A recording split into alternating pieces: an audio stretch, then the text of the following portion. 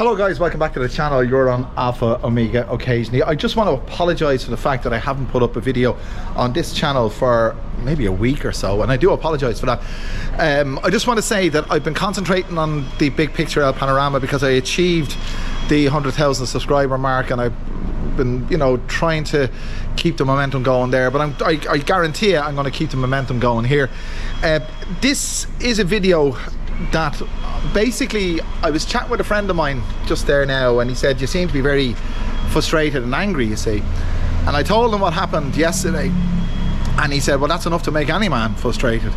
Basically, I was driving my son to school, and it's 7:30 in the morning, rush hour traffic. If you know what rush hour traffic is like in Bangkok, you know what I mean. And I was going along at about less than 10 kilometers per hour. And I'm walking up to the car now because you're going to see what happened, the result of what happened. At about 10 kilometers per hour. And I heard like a ripping sound, not metallic, but a ripping sound. It was basically, I'm going to show you what happened. But I didn't hear anything of it because I looked in the mirror and nobody reacted behind me, and I just kept going. But I didn't cop it till I got home and saw this.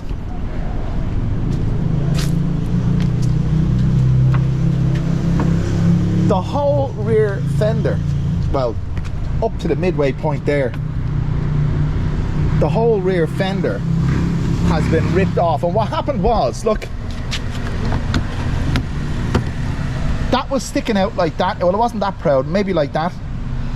And there was a motorcycle parked, illegally parked on the side of the road, and it's a very narrow road. You know what the roads are like here. And I can only assume that the bit sticking out must have clipped part of the motorcycle, a metal part or something, because it had to be metal, because if it was plastic on plastic, it probably would have ripped the plastic off the motorcycle too, whatever it would have been. But it just ripped the fender off. That's the only explanation I can come up with. And it just highlights, and by the way, the reason I did that, the reason that happened was that, imagine this is the center line of the road here. See the way they're parked here, double parked all the way. Or is that called double parking? It is, or parallel parking, whatever the hell it's called. But there were motorcycles on the wrong side of the road, like they always are, because of traffic congestion. They just go onto the wrong side of the road. So I had to pull in slightly to compensate for the fact that the motorcycles are coming towards me. And that's when I hit the motorcycle that was parked in the gutter. And, you know, it's just one of the frustrations. Things here are fantastic. They really are. When they're good, they're very, very good. And when they're bad, they're horrid. What's that? There was a quote, you know, when the boy was good, he was very, very good, but when he was bad, he was horrid. But when things are good here, they are very, very good. I mean, look at the weather, it's fantastic. But when things go wrong, they can really go wrong. And I know that's only a fender bender, if you want to call it, but it's what caused the fender bender that's frustrating. Through no fault of mine, the fender was ripped off my car. And it, as I said, it highlights the fact that they do drive on the wrong side. Well, cars do it as well. But primarily motorcycles drive or ride on whatever side of the road is most convenient for them at the time. And whether it's the wrong side or the right side, it's up to them. And no one bats an eyelid. And it seems to me that it's like anarchy on the roads here. And I've made videos about the driving in specifically Bangkok. I've made oodles of videos about that because it's a huge part. It's a huge part of life here. You know, if you're going to take to the roads here, and I tell you, take to the roads on a motorcycle to your detriment in Bangkok. I've got an electric one. It only travels at maximum speed 38, when that's when the battery is full, but generally speaking, about 36 kilometers per hour. And you won't be traveling at 36. You'll normally be doing about 20 odd, okay? So you're going along at a bicycle pace. So you've got more time to react if something happens. But if you're on a motorcycle, there's a friend of mine from Argentina, he lives in the complex here. He had a Ducati 800cc and he had a speed wobble doing whatever kilometers per hour he was doing. He's on a Ducati on a country road here. He ended up going over the handlebars. He was lucky, but now he has a scooter. He said he wouldn't go back doing that again. But as you know, motorcycles are everywhere here. That's responsibly parked. But the road that I was on yesterday would be akin to this one. You see the wall there?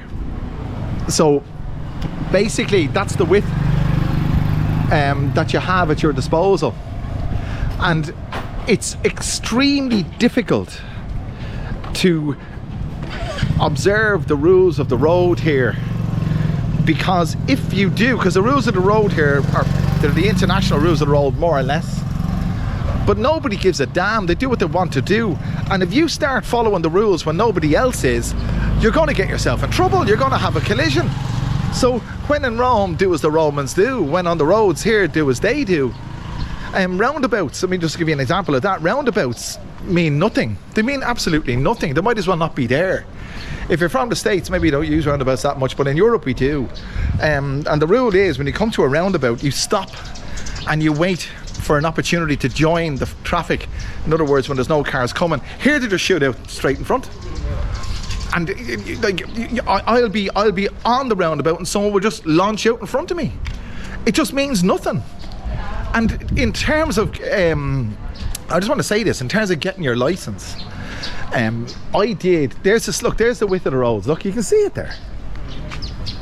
I'll walk backwards here this way. It's bloody hot.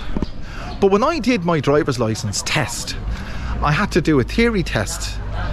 First of all, I did the theory test, and the first time I did it, I failed it. And the reason I failed it, you sit in front of a computer, one of these old 1990s computers, let's say, a whole room full of them, and it's just like there's 15 million people living in Bangkok, so it's just like the room, they go through session after session after session, and the room was full of would-be drivers.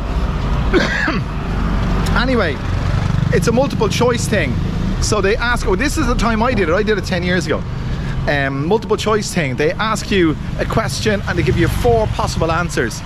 And obviously you can choose to have it in English. But the translation is so bad that number one, the question didn't make sense and the answers didn't make sense. So I failed it the first time. I went to do it again, and I wasn't going to sit like an idiot and go through this same rigmarole again. So I put my hand up and I asked the attendant, or whatever, the superintendent, whatever you want to call her, and she came over to me and I said, look, I don't understand the English here because it doesn't make sense. And she shoved me to the side, ushered me to the side, and she pressed a few keys and I passed. She did it. She just passed. She afforded me the option to pass the exam. So that was the theory. The theory was done and dusted. Then it came to the practical, and the practical is you supply your own car. They supply one for you, I presume. If you don't, they call you. Obviously you go into a place, you register, and they call you anyway. And when you're called, they give you an A4 piece of paper with a number on it, and you stick it in the window on the dashboard, and the windshield or windscreen.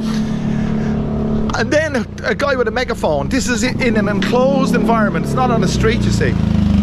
It's an enclosed track, and basically he starts shouting instructions at you in Thai. So I know Leo Sai is left, Qua is right, Pid is stop. You can get it. It was easy enough. So you got to drive forward, then you've got to reverse into a little lay-by thing, like something like that. Yellow lines, that's exactly what it is. You reverse into one of those things, and then you take a left turn and a right turn, and that's it. That's the driving test, more or less. And you can imagine, if that's the level of instruction or scrutiny that they insist on for you to pass your driving examination, it's a little wonder that they have little or no regard for the rules of the road. It's for a fact. It's an absolute fact.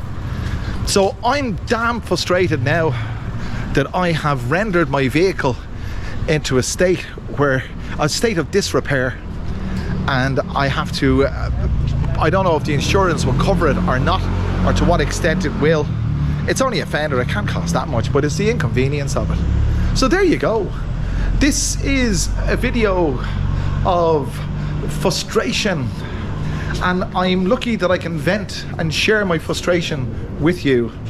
And if you haven't subscribed to this channel already, make sure you click that like button, click the share button, click the subscribe button, do all those wonderful things, and I'll bring you back another wonderful video very soon. Thanks for joining me.